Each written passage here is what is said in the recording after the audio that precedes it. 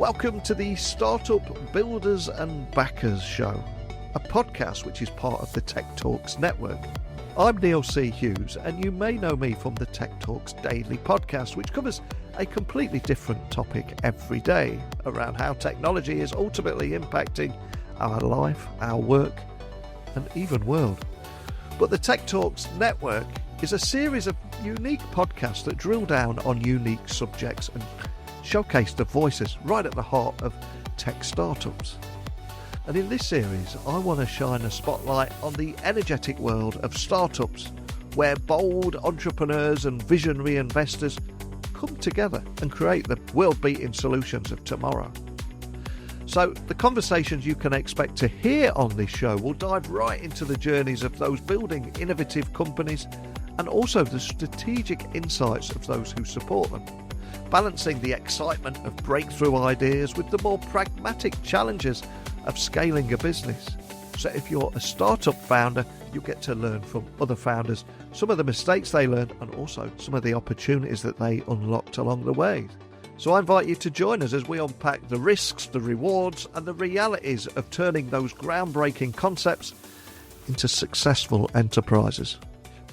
So if you're building a startup, considering one, or just fascinated by the intersection of AI, software, strategy and startups, this conversation is going to be packed with insights you're not going to want to miss. But enough from me. Let's get David onto the podcast now. So thank you for joining me on the podcast today, David. Can you tell everyone listening a little about who you are and what you do? Yeah, hi, I'm David Hirschfeld, and I am founder of a company called Tekyz, spelled Tekyz. We do custom software development and I founded this company 18 years ago.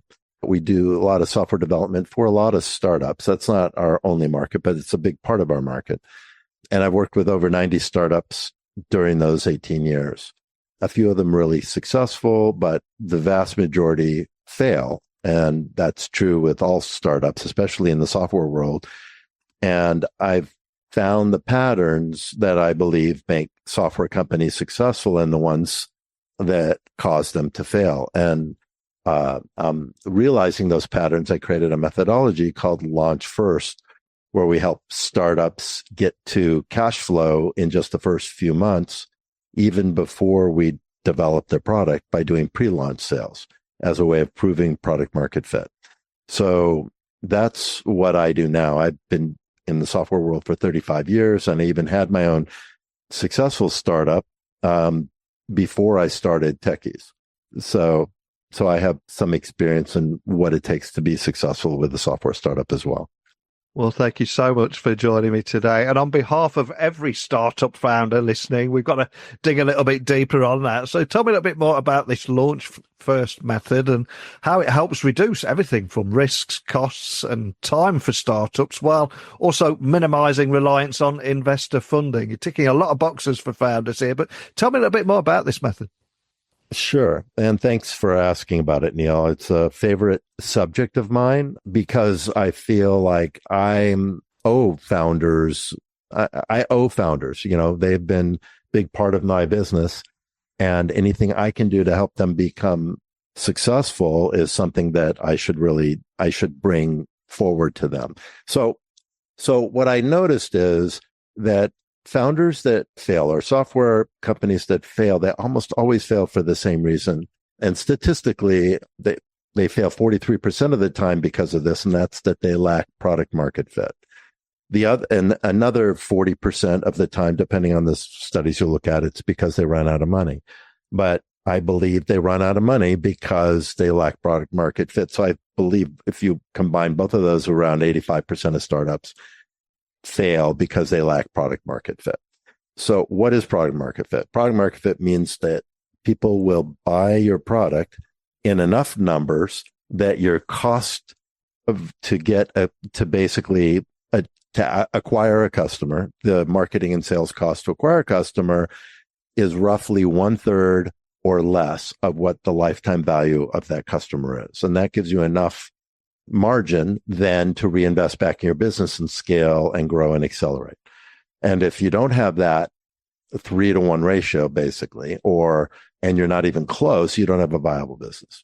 So as I watch startups design, develop products that look like they should be successful, and then go out to the market and find out they built the wrong product for the wrong market, this is where most startups fail. They just wait way too long to prove that they've got product market fit. And since the only way you can prove you've got product market fit is by generating revenue from sales, that it occurred to me that we could do that even before we developed the product. And so that's where this methodology comes from.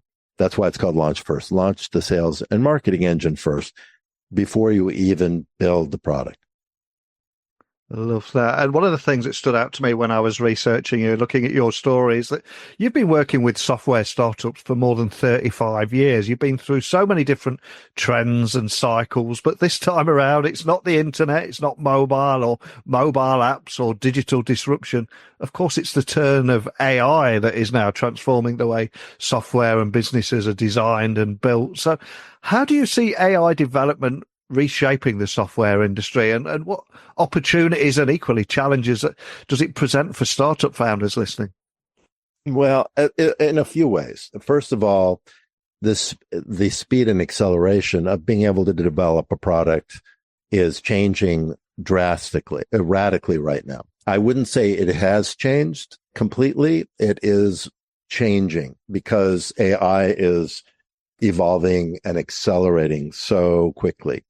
And I can talk a lot about how that's happening internally inside of Tekyz as well, because we're really embracing everything AI in many different respects. And I can talk about what some of those how we're embracing it. But that's, first of all, it's changing how we're developing software and how quickly the software can be developed. But it's also changing what customers are expecting from software.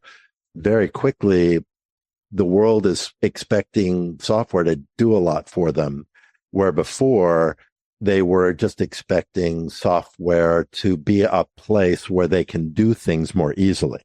But that is shifting to expecting software to do it for them and to think for them. So the startup market is shifting to these tools that can, as you probably hear about AI agents, that are kind of like your friends, your buddies, your assistants, that are doing things independently for you, sometimes before you even think about them. So so it's a huge shift in the market, probably the biggest technology shift I've ever seen, bigger than a GPS and bigger than mobile apps. It's the biggest shift I've seen. So it's affecting everything. And it's creating an endless number of opportunities for new products and new concepts that were not possible even 3 or 4 years ago. And reading about you before you joined me on the podcast today, I've seen you mention artifacts and how they've produced exceptional software development teams. And can you share what these artifacts are, just for the non-techies listening, and how they contribute to the success of any software project? Yeah, so let me rephrase that a little bit, if that's okay, Neil. Sure, cool. It's that there's a difference between a typical software development team and exceptional ones, which are few and far between, which I like to think of us that way. And it was a hard fought battle to become exceptional, and it's nothing, and you never quite get there because you're always striving to be better. That's how I run my company, is that we're never good enough. We're always working hard to be better. And when you're exceptional, you produce certain artifacts naturally as a result of working in an exceptional way that typical teams don't produce. So I always say to people, we say we're exceptional. In fact, when you go to techies.com, you'll see that's kind of our heading, the head of our marquee is a exceptional software, hyper exceptional software development team. And I don't expect people to believe me when I say that. Let me show you what I mean. And then I show the artifacts that we produce. So I'll give you an example of what some of those are. In our weekly status meetings, which most software companies do this when they're building products for people, they'll have a weekly or sometimes bi-weekly status meeting, depends on where you are in a project. But we produce a very detailed status report that has things on it like what we accomplished last week versus what we had planned to accomplish last week, and if there's a variance, what we're working on this week, and what the plan is for the rest for the following couple weeks, what our build schedule is, how many hours, where we are from an actual versus an estimated perspective. So we always project on a monthly basis and across the project what we will deliver and when, and then we look at what we have delivered and when, and compare that against actuals.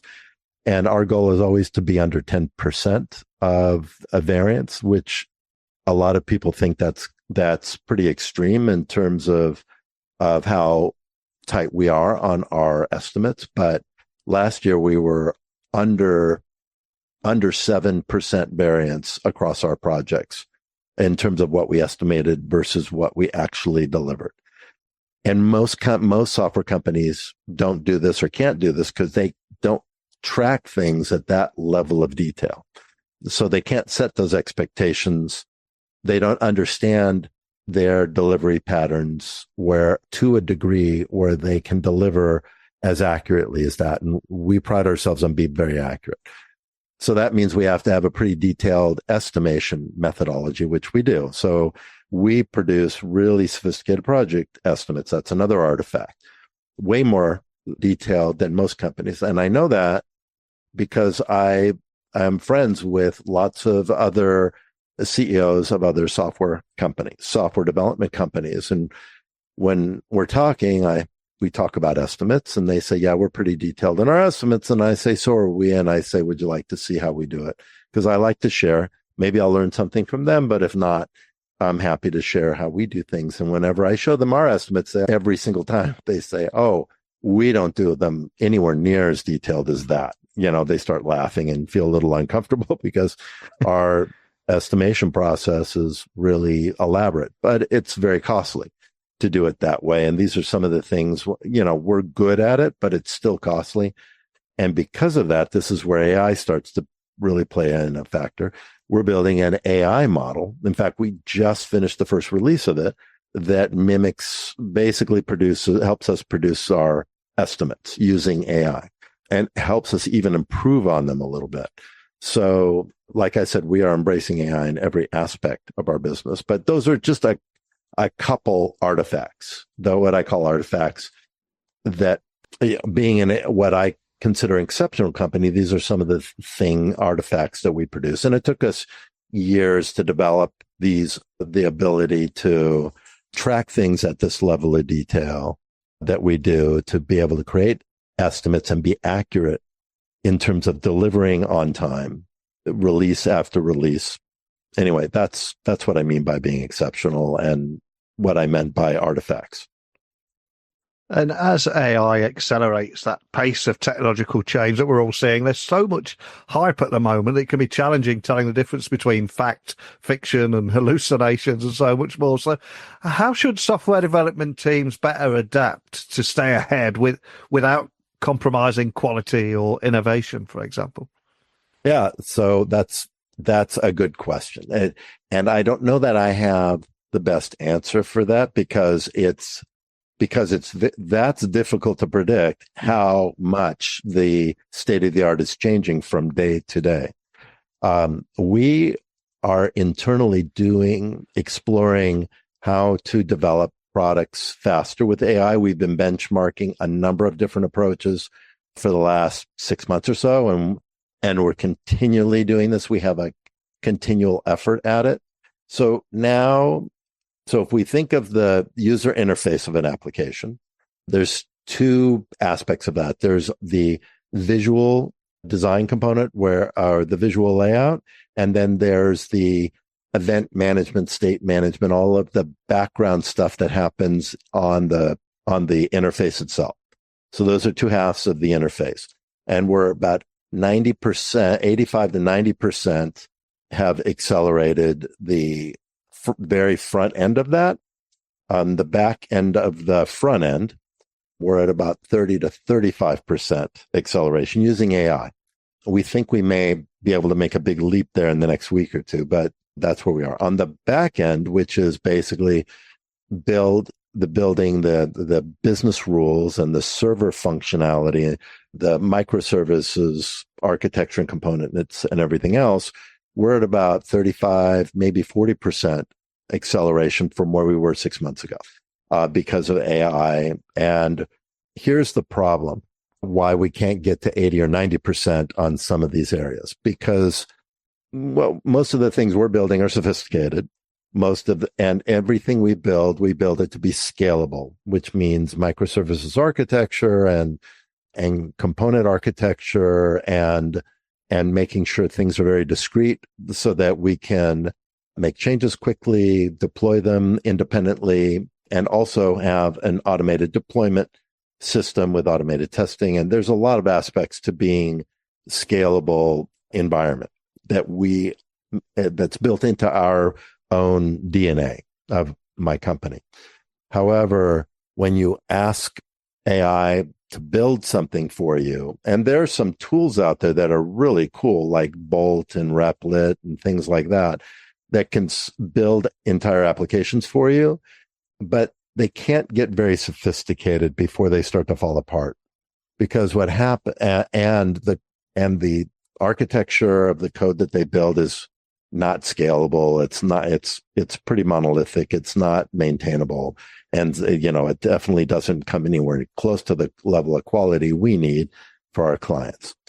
So when we're building products, so for example, what happens with AI when you're working on more sophisticated things is that it loses the context of every place where something in an application is touched. When you make a change that gets touched downstream, we call that downstream effects. So if I want to make a change in a business rule and that has downstream effects in other parts of the application, when the application gets complex enough, which means the context keeps growing, AI forgets that there's other parts of the application that need to be considered because it's gotten too big for it to consider all of it. And it doesn't realize that its context has just gone outside of its of what it can control. And instead of it stopping and saying, wait, the context has got too big for me, I need to step back and break this into pieces and evaluate each one.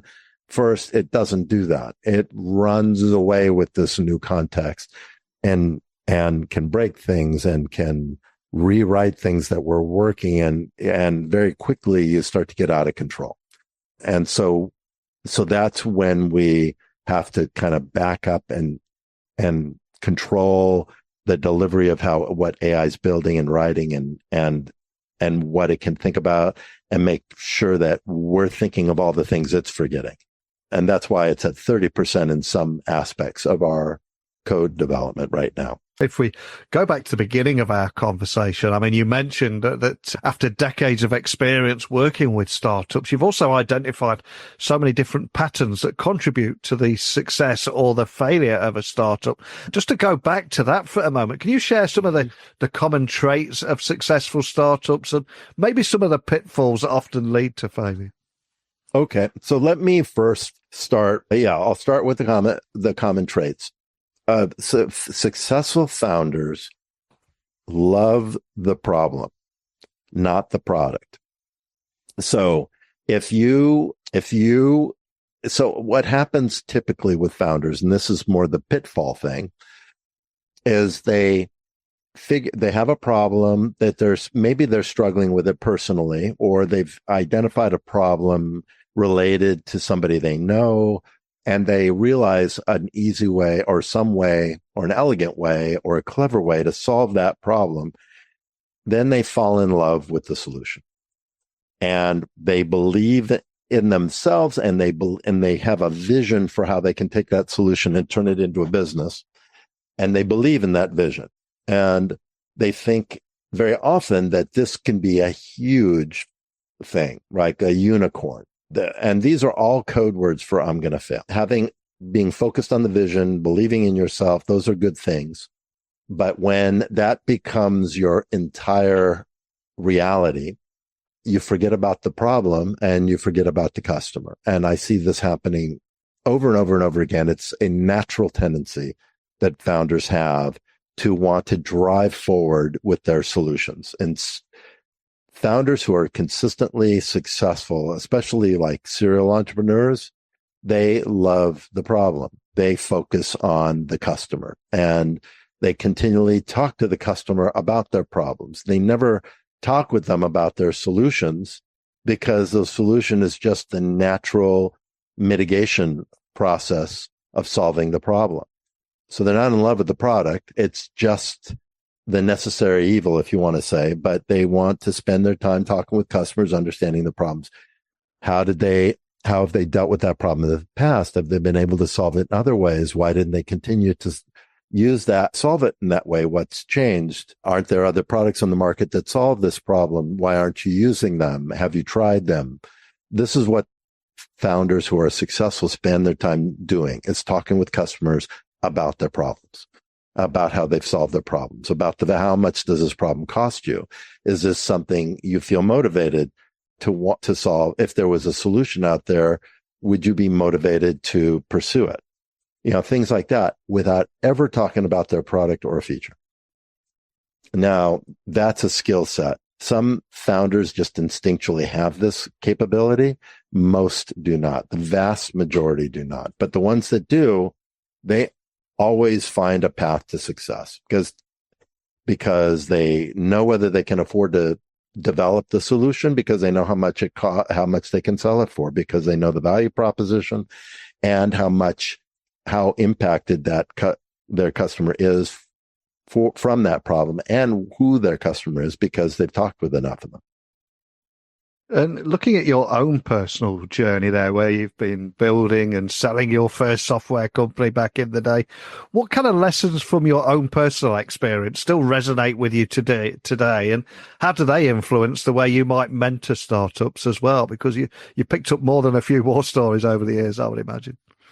So that's the perfect time for that question too, because my first software company I started in 92 it was like an early ERP kind of for smaller companies, logistics, route distribution, inventory management, and financial accountability for all the sales. So we started that in 90. I was working at Tekyz Instruments at the time. Me and a guy, my partner, was also working there, and the two of us thought we could start a software company in this market in Windows. Windows 3.1 was brand new. That was the very first version of Windows that was really usable. And so we thought we'd come out with a Windows product for smaller companies, and that took off, surprisingly. We were both surprised by how it took off. We weren't expecting it really to take off that very quickly. And in 8 years, we had 800 customers in 22 countries, and we sold it to a publicly traded firm. And for the next several years, I was VP of products for the acquiring company. So I thought I knew what I was doing as a startup.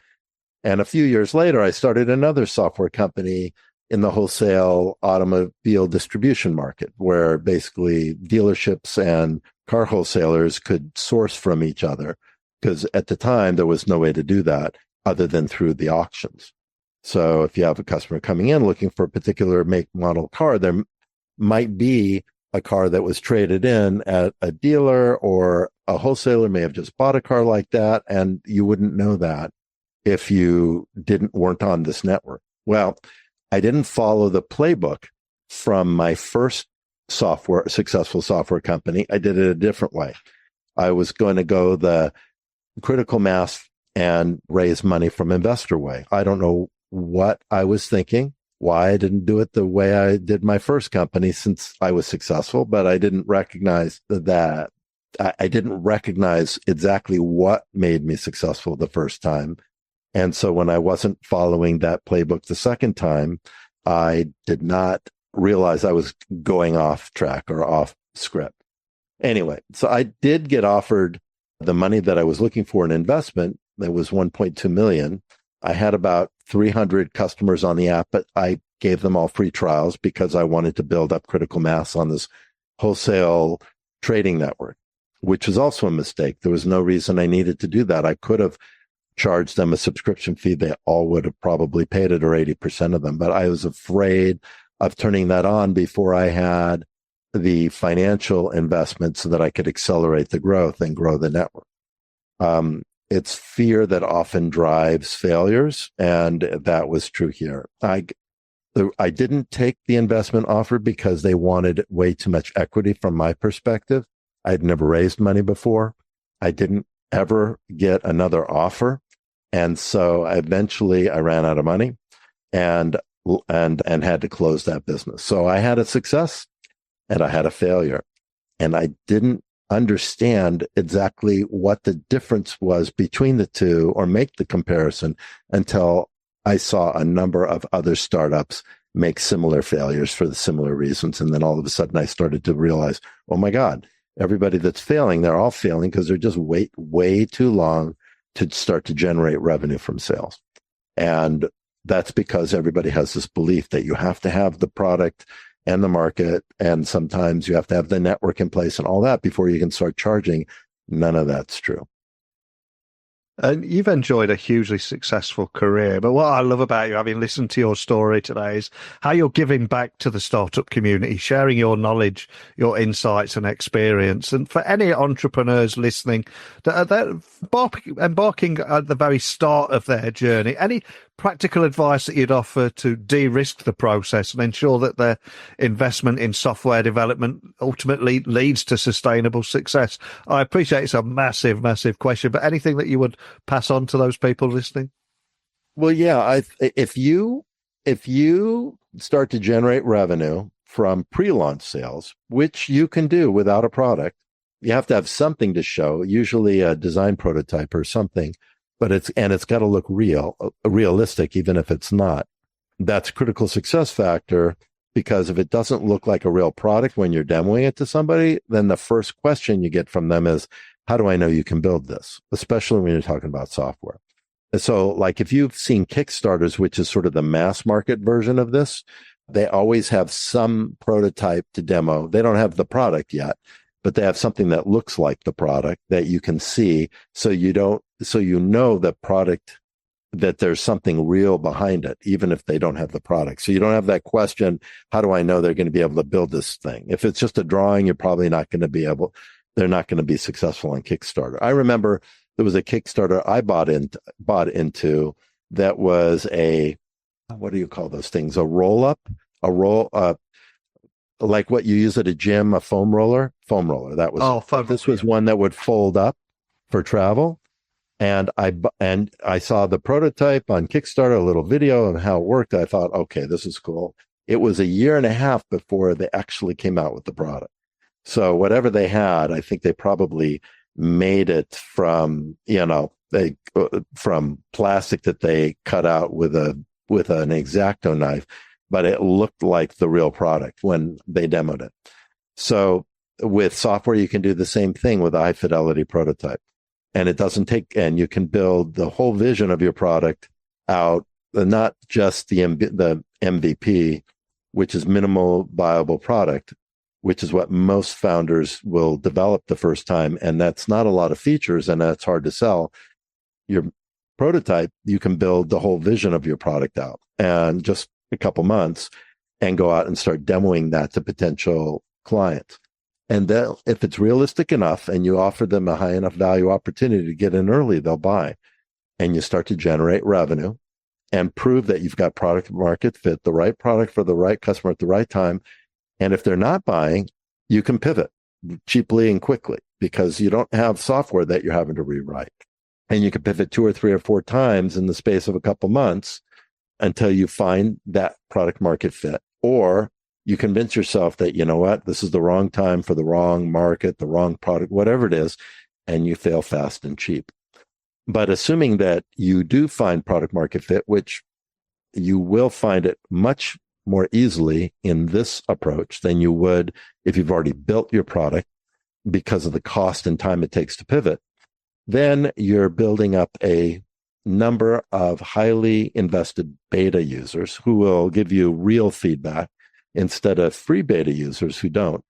And if you do then decide to raise money to accelerate your growth, now you've got traction and revenue and customers that you can show to an investor, and that changes the whole conversation with raising money. Well, thank you so much for sharing your insights with everyone today. But before I let you go, I'm going to ask you to leave one final gift to everyone listening. And that is a book that has inspired you or something that you'd recommend that we can add to our Amazon wish list. All I'm going to ask is, what book would you like to leave and why? Okay. It's my favorite business book. It's called The Mom Test. And it speaks exactly about the same thing that I've been talking about for a long time, but he puts it into a really good framework. And that is, talk about the problems and talk to your customers. Don't talk about your product or your features. And it's called the Mom Test because if you came up with a business idea, and assuming you have a good relationship with your mother, and you ask her what she thinks of your idea, what's she going to say? She's probably going to say, "Oh, darling, that's wonderful. I think you're so smart. You can make anything happen. I think you'll be really successful with that idea." None of that feedback is helpful or honest, right? It's honest that she loves you, but that's all you get from that. So how would you ask questions about a new business idea that you have from your mother and get valuable feedback from her about that business idea? And the way you do that is you never talk about your business idea or about the product you want to build or about the features that you think would have value. You talk about the problems that your customer is having, right? And and you talk about their history with that problem and things like that. Anyway, that's what the Mom Test is about. It's so well done. Everybody should read this book. What a great choice. I'm going to get that added straight to our Amazon wish list. And for anyone listening, wanting to find out more information about you, your work, what we discussed today, where would you like to point everyone listening if they just want to find out more? So I would suggest you go to tekyz.com. That's my corporate website, tekyz.com. And anybody that made it this far into the podcast, you can email me directly. And I love to talk with people in the industry, whether they're other software developers or whether they're startups and they just want, or they're even thinking about starting something and want some feedback from me. I like talking with everybody. And you can email me at david@tekyz.com or find me on LinkedIn. I'm easy to find on LinkedIn. Awesome. Again, thank you so much. I mean, having founded a successful software company and now honing the launch of your first method, I love how you're sharing unique insights into reducing startup risks and costs and everything in between. So just thank you for sharing that and your practical strategies that you've developed over the years. So valuable for startup founders listening. But thank you for taking the time today. Well, thank you for having me on your show, Neil. Having spoken with David today, it seems that startups aren't just about ideas. They're about execution, strategy, and understanding customer problems deeply. And David's insights today, I think they highlight why so many startups fail, and more importantly, how founders can avoid these pitfalls by just proving demand before development. So a huge thank you to David for breaking down how AI is reshaping software development, why founders need to focus on traction, not just technology. But over to you, what are your thoughts? How have you seen AI impact software development in unexpected ways? Let's keep this conversation going. Instagram, LinkedIn, X, just @Neil C. Hughes. Let me know your thoughts.